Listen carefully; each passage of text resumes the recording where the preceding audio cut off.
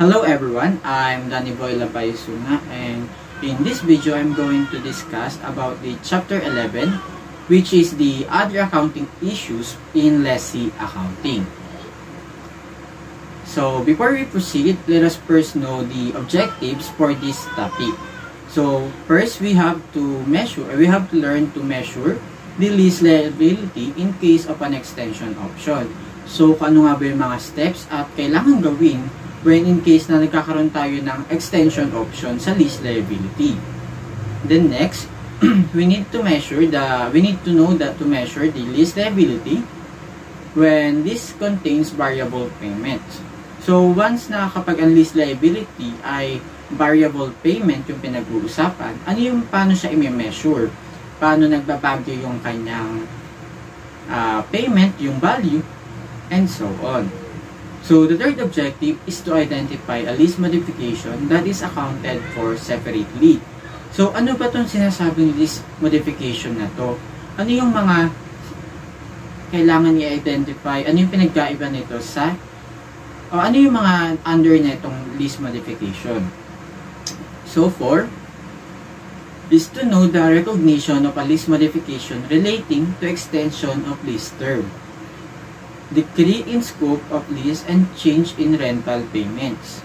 So, dito naman, kailangan natin malaman kung paano yung ginagawang recognition in accounting ng lease modification. Kasi sa lease modification, merong extension of lease term, decrease in scope of lease, and change in rental payment.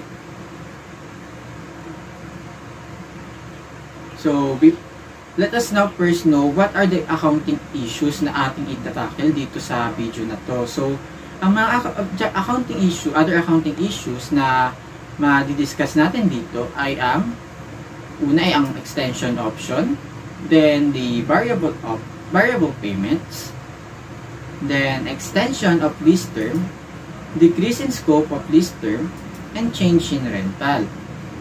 So, extension option is a measurement of lease liability, while variable payment is a measurement of lease liability, and yung extension of lease term, decrease in scope of lease, and change in rental is under siya ng lease modification, which is mas madidiscuss natin as the discussion goes on o mas mamaya sa ating video. So let us first discuss the extension option. So itong extension option na to ay nangyayari kapag nagbibigay o nagkakaroon ng option na mag-extend ng period ang lessee ng kanyang lease. So, according to IFRS 16 or the International Financial Reporting Standard 16 paragraph 39, the remeasurement of the lease liability is an adjustment of the carrying amount of the right of use asset. So when we are having remeasurement of the lease liability, it will be in an adjustment on the carrying amount of the right of use asset. So yung pag every remeasurement pala, mapupunta pala ito sa, mag-a-adjust pala ito mismo sa carrying amount ng right of use asset. So ang journal entry for the initial measurement of lease liability is debit right of use asset and credit lease liability at present value. So remember that these two are recorded as separate line items on the balance sheet for operating leases. So next, for the remeasurement of the lease liability. So ito naman yung kailangan natin gawin kapag nag-remeasure na tayo ng lease liability kapag gumagamit ng extension option o nagkakaroon ng extension option. So at the date of exercise of the extension option, the new implicit interest rate will be used, in which the present value of the remaining rentals of old lease term ang unahin natin compute. Makakompute na natin to by the annual rent per remaining lease term multiply by the implicit interest rate. Then, i-compute din natin yung present value of the new rentals of the extended lease term. So, paano natin i-compute to? So, kukunin natin yung new annual rent, then multiply by the new implicit interest rate, kasi ito ay yung sa bago ng yung extended lease term na yung ating hinahanap. So, ang gagamitin natin ay yung new implicit interest rate. Then, kapag multiply natin ang new annual rent sa new implicit interest rate, makukuha na natin yung present value of ordinary annuity of 1 of extended lease term. Then, from that, i-multiply pa natin yung present value factor using the present value of 1 at new rate, para makuha yung present value of new rentals of the extended lease term. Yun na nakuha natin parehas yung sa present value ng remaining rentals of old lease term at yung new rentals of extended lease term. Kukunin na natin yung total present value at the date of extension. So, ang una gagawin natin dyan is present of remaining rentals of old lease term less sa present value of the new rentals of extended lease term. So after that, we are going to determine the increase or decrease in liability by comparing the total present value at the date of the extension and the present value of the previous year. So yung total present value at the date of exercise of extension ay kung kailan na nag-decide yung lessee na gamitin yung option na mag-extend ng lease term. Then, yung present value ng previous year, kung kailan, so for example, 2025 siya nag-extend ng kanyang lease term, 2024, present value ng 2024 yung kukunin natin dito. So again, total present value at the date of exercise of extension, ililess ang present value ng previous year to get the increase or decrease in lease liability. So after that, we are going to compute for the new carrying amount of right of use asset. Tulad nga na nabanggit kanina sa IFRS 16, paragraph 39, na ang remeasurement ng lease liability ay adjustment ng carrying amount of the right of use asset. So we're going to have the right of use asset at the commencement date. When we say commencement date, ito yung date or year na mismong nag-start yung lease. Then yung accumulated depreciation before the extension option. Then ililess mo yung right of use asset sa accumulated depreciation to get the carrying amount before the extension option. Then ililess mo dito yung increase or decrease in lease liability to get the new carrying amount of right of use asset. Then after getting the new carrying amount of right of use asset, we can now prepare a new table of amortization from the exercise date of extension option.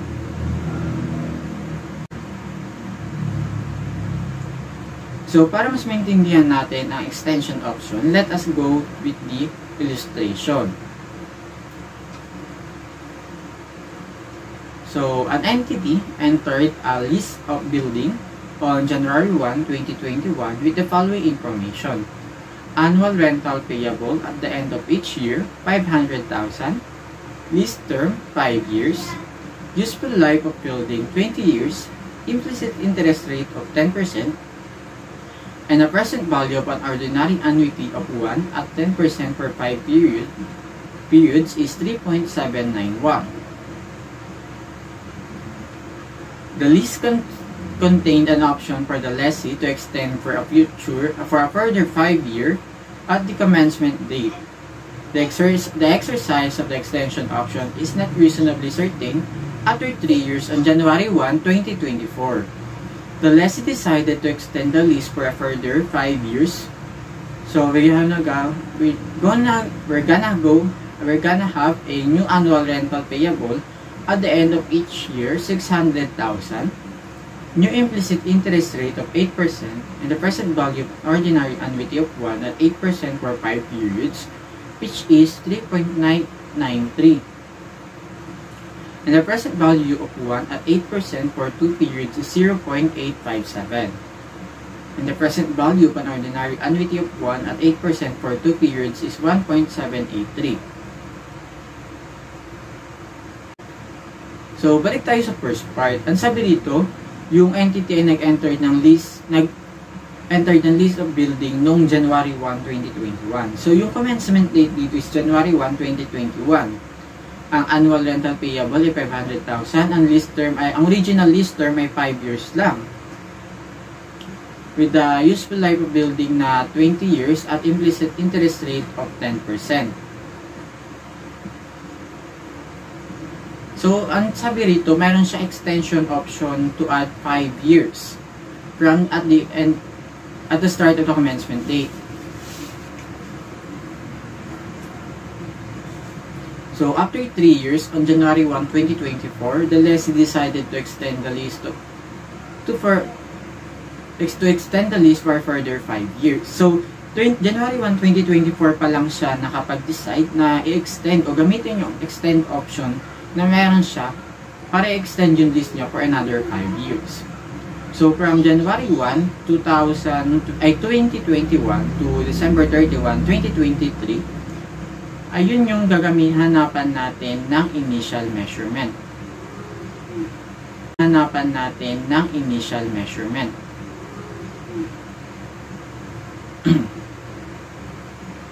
So, bago nga tayo maghanap ng remeasurement, unahin natin gumawa ng table of amortization before the extension. Ito yung from January 1, 2021 to December 31, 2023. So, we first need to know the initial measurement of the lease liability by the annual rent, which is the 500,000, then multiply the present value of the ordinary annuity of 1 at 10% for 5 periods, which is the 3.791, to get the initial lease liability of 1,895,500. So now we can now proceed to creation of the table of amortization. So again, from January 1, 2021, walang payment, walang interest rate, walang principal, pero meron siyang present value na 1,895,500 na initial lease liability. Then, December 31, 2021, ang first payment niya ng 500,000 with an interest of 10% interest of 189,550. Saan ba ito nagmula ng 189,550? So, from the present value na 1,895,500 multiplied by the 10% to get the 189,550. Then, the principal of 310,450. Ang principal na to ay nakuha from the payment less the interest. So, ayun. 500,000 less the 189,550 is 310,450. The present value nung January 1, 2021 less sa principal na binayad ngayon ay magiging 1,585,050 ang na lang ang present value ng lease. Then sa December 31, 2022 naman, 500,000 payment din.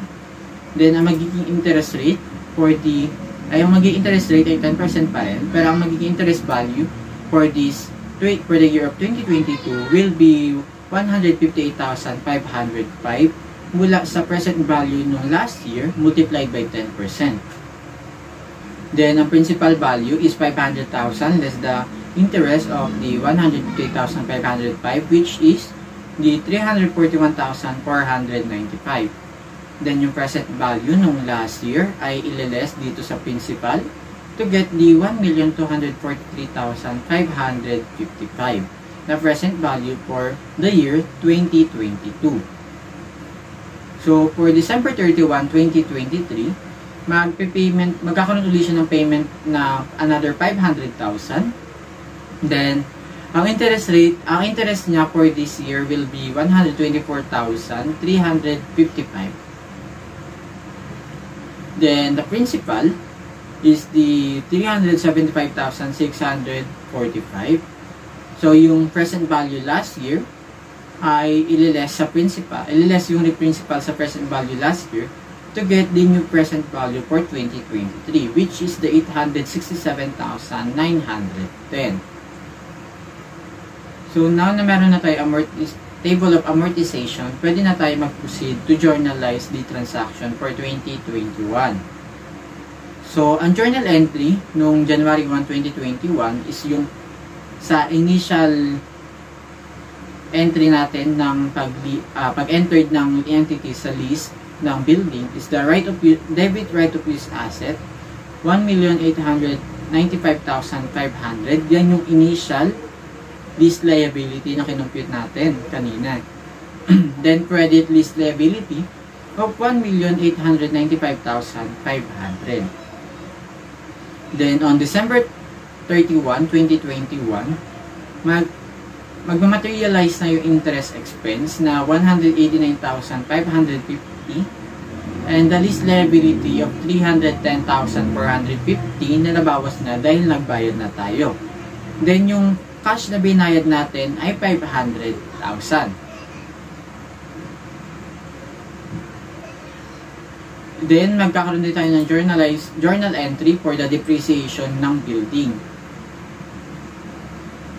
So, ang depreciation expense natin ay 379,100.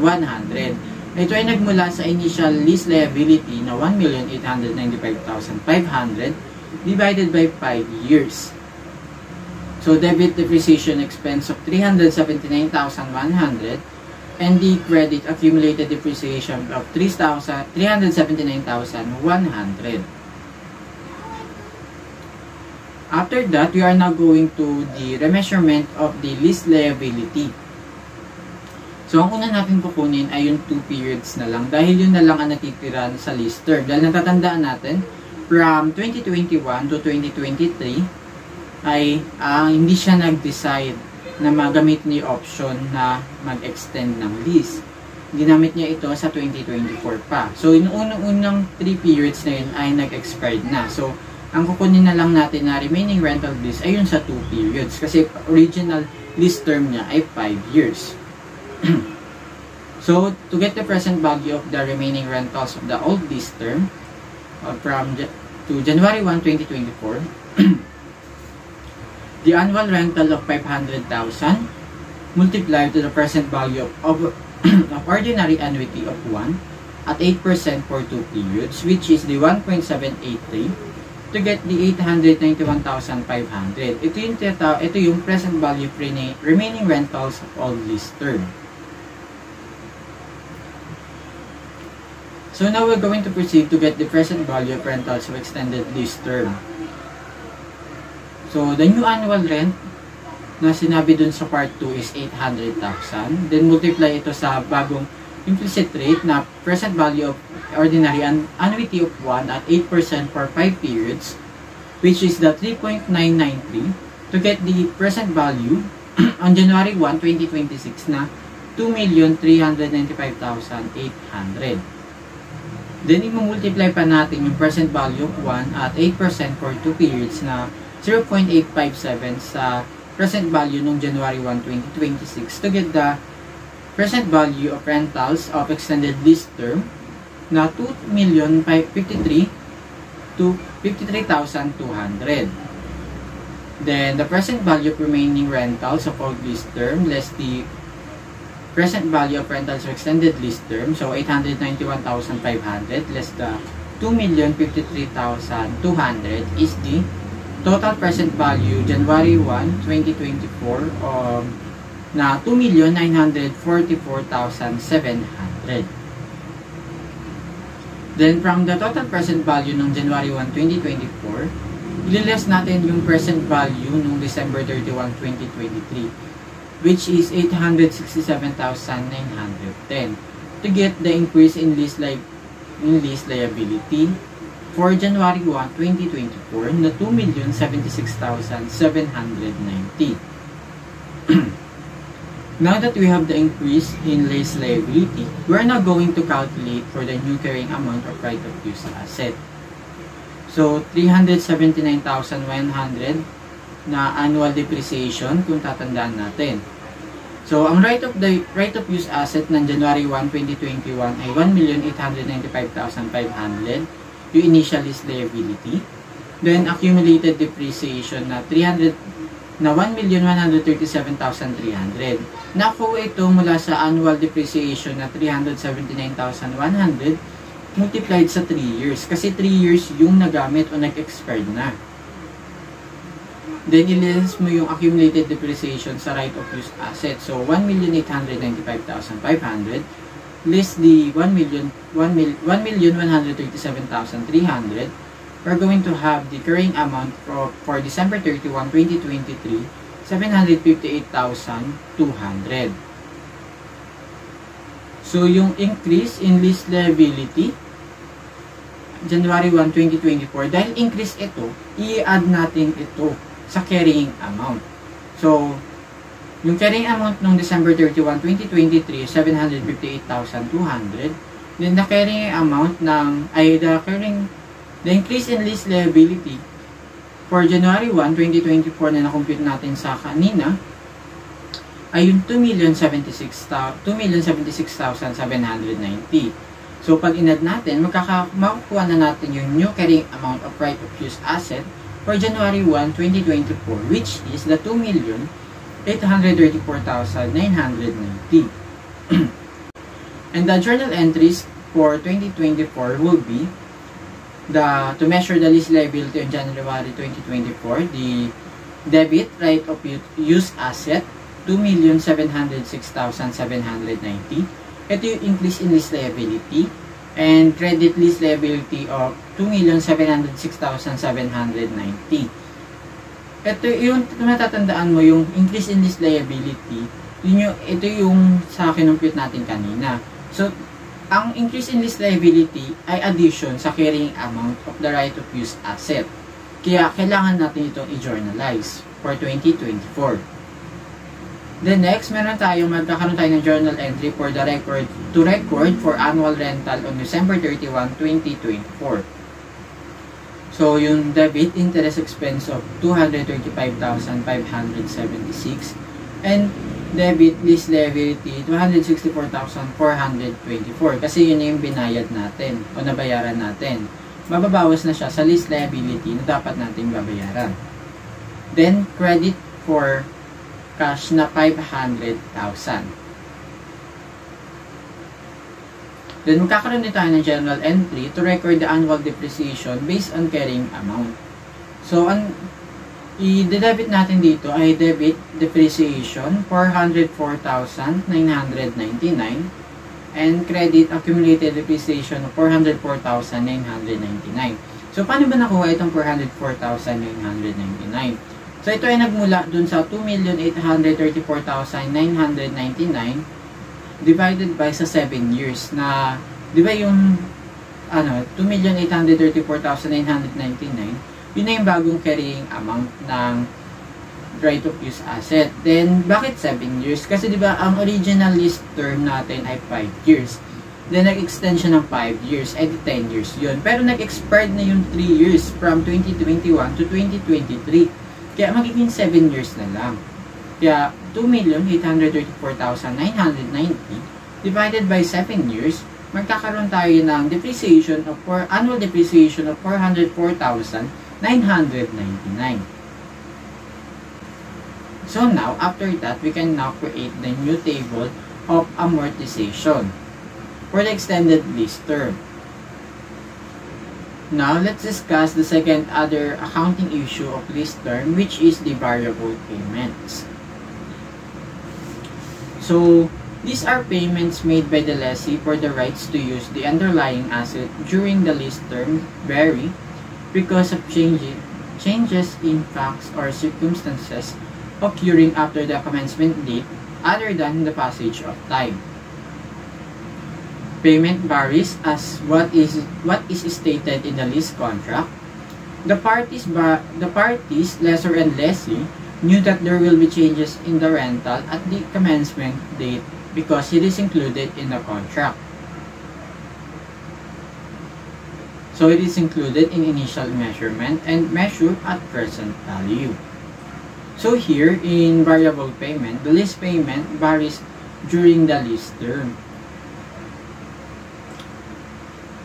So yung nag-iiba o dumidepende yung halaga na babayaran sa ibang factor such as yung circumstances na nangyari during nung lease term or kung ano yung pwedeng mapag-usapan nila. At yung payment nila, sabi dito 'di ba, na magbabari nga sa lease contract. Then of course yung lessor and lessee, aware sila na mayroong laging magbabago o mayroong magbabago sa payment during the lease term. Kasi nakalagay na yun mismo sa commencement date pa lang sa contract nila na may variable payments. So, para mas maunawaan natin yung variable payments, let's go with the illustration. So, on January 1, 2020, an entity entered into an 8-year lease of floor of a building with the following terms: annual rental for first 3 years, payable at the end of each year, 300,000. Annual rental for the next 5 years, payable at the end of each year, is 400,000. Then annual rental for the next 5 years, payable at the end of each year, is 400,000 nga pala. The implicit interest rate at year is the 10%. So, yung present value of an ordinary annuity of 1 at 10% for the 3 periods is 2.487. Then the present value of an ordinary annuity of 1 at 10% for 5 periods is 3.791. Then the present value of 1 at 10% for 3 periods is 0.751.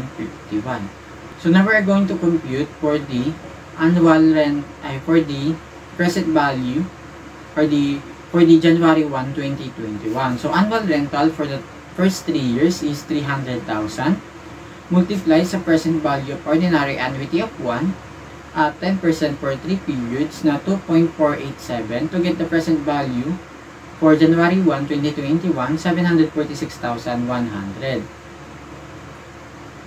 Then next, kukunin din natin yung present value ng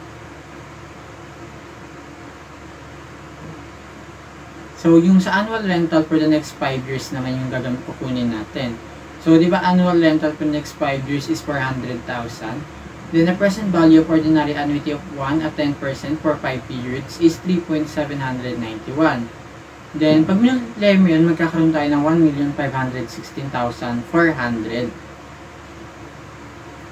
So, multiply mo ulit yung PV factor na present value of 1 at 10% for 3 periods na 0.751 to get the 1,138,816. Then, yung present value, yun yung 1,138,816, yung present annual rental for the next 5 years. So, the present annual rental for the first 3 years, 746,100. Plus add the present value of the annual rental for the next 5 years, will get the initial lease liability of 1,884,916. So after getting the initial lease liability, we can now create a table of amortization. So from January 1, 2021, ang payment na ang present value ay yung nakuha natin initial lease liability na 1,884,916. Then, for December 31, 2021, magkakaroon siya ng payment. Then, ang interest nun ay 10% mula sa present value ng January 1, 2021, which is the 188,492. Then, ang principal will be 111,508.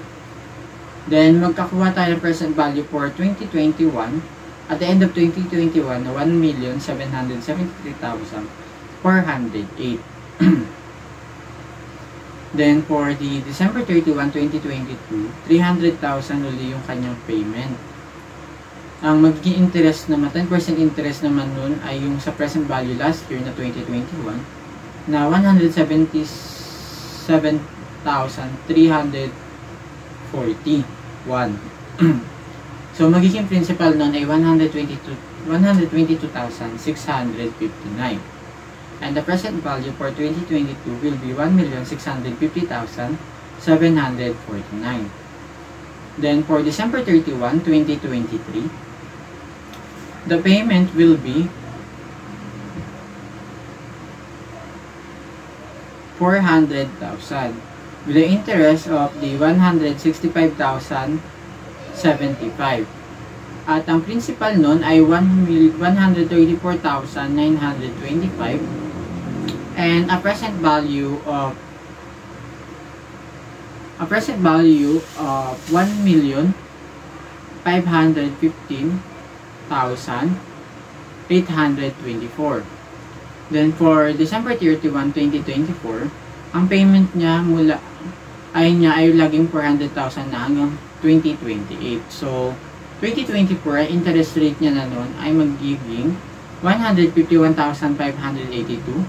Ang principal naman niya ay 284,418. Then present value of 1,267,406 for 2025.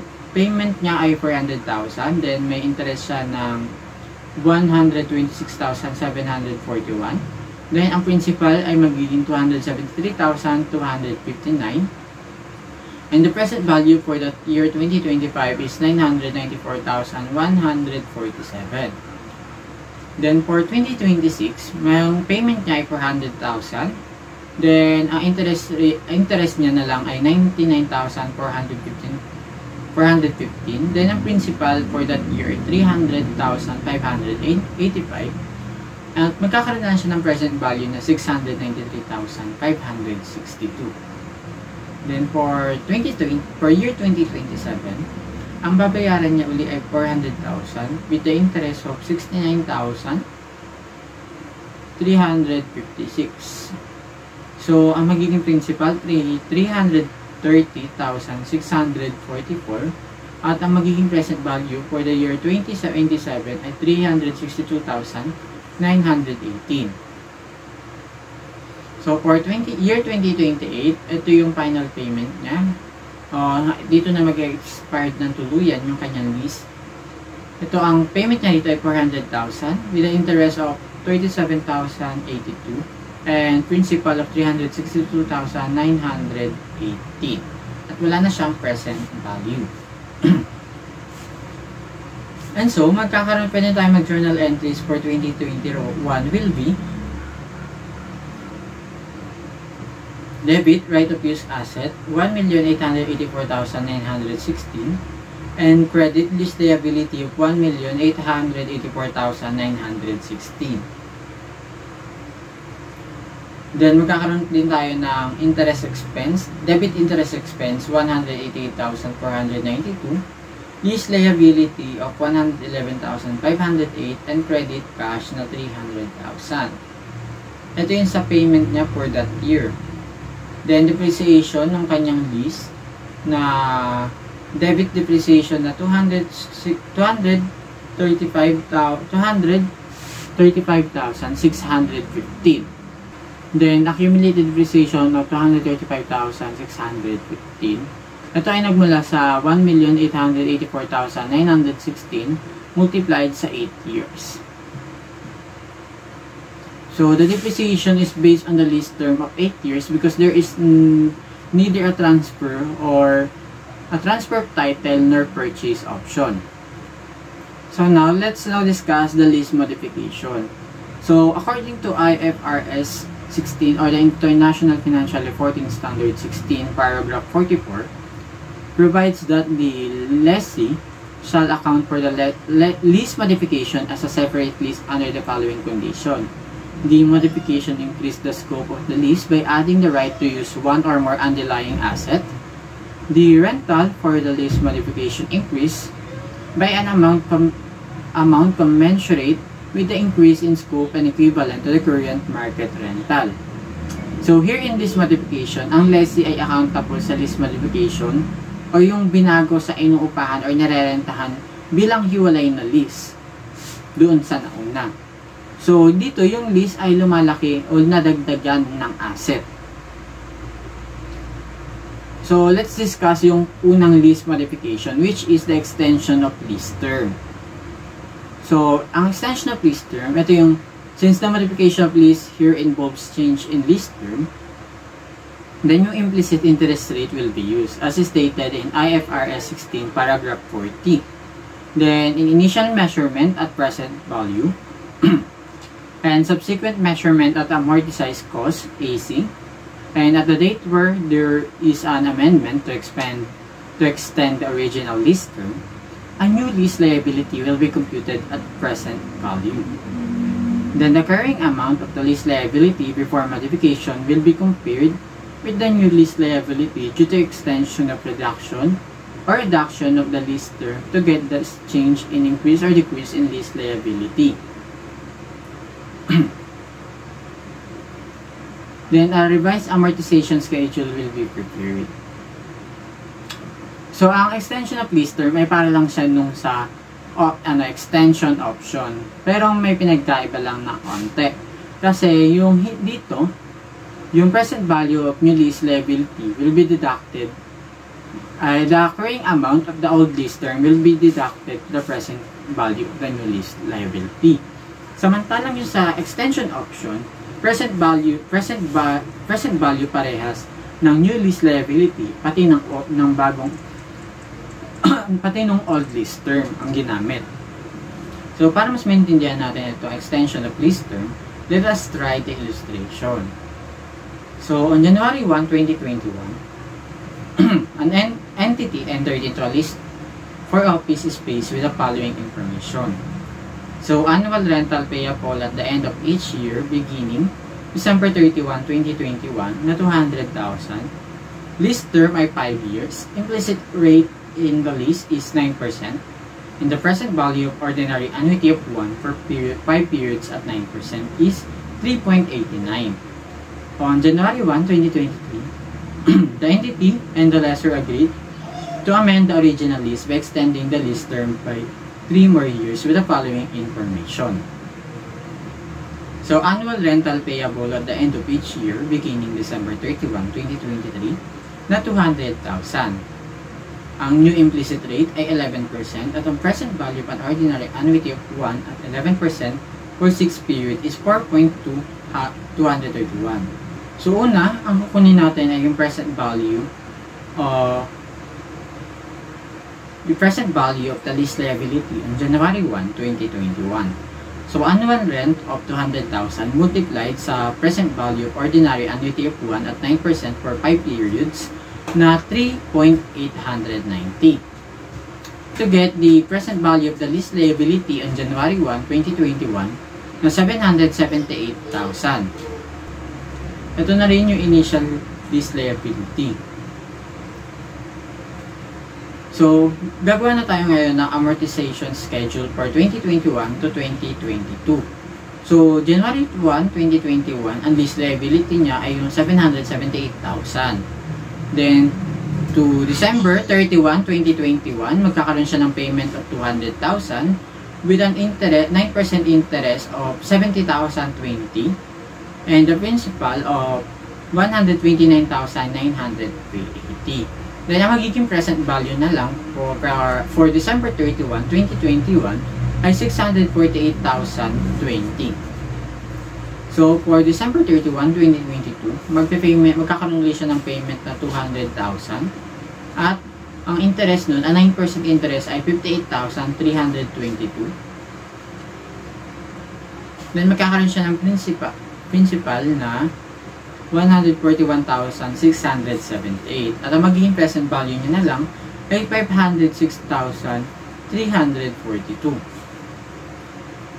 So, magkakaroon ng journal entries for 2021. So, January 1, 2021, debit right of use asset, yung initial lease liability na 778,000 and credit lease liability na 778,000.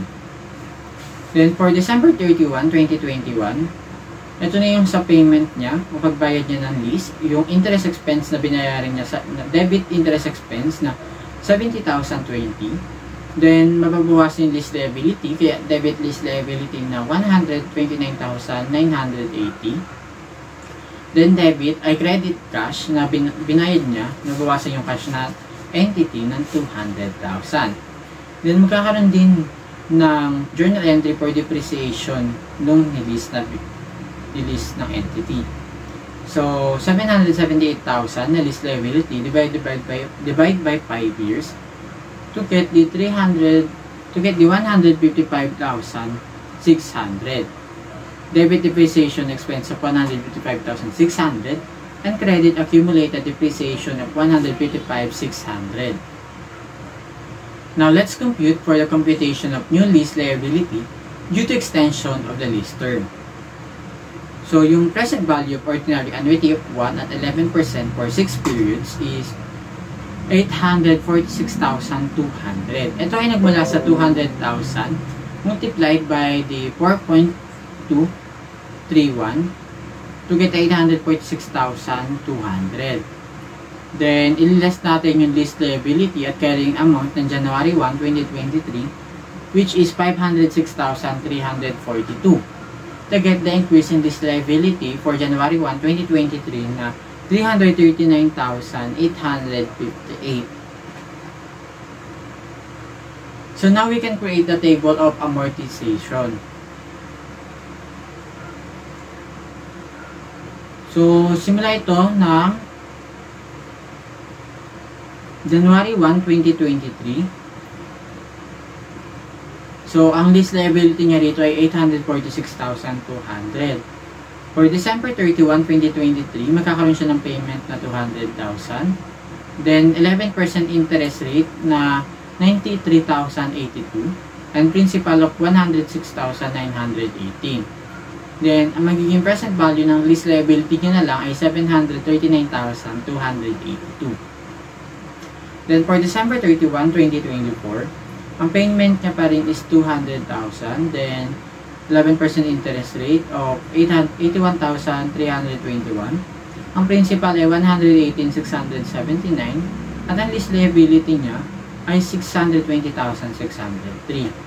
Then for 2025, 200,000 pa rin yung payment. Then 68,700, 266 yung 11% interest. Then principal nun ay 181,734. Ang magiging lease liability na lang for 2025 is 488,869. Then for the year 2026, 200,000 pa rin yung payment. Ang magiging interest niya ron ay magiging 53,776 with a principal of 146,224 and the lease liability of 342,645.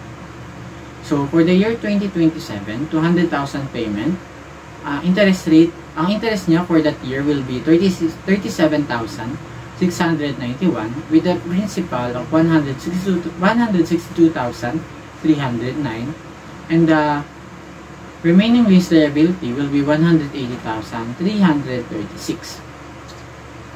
So, for the December 31, 2028 or the year 2028, ang payment niya pa rin ay 200,000 with the interest of 19,664 and the principal of 180,336.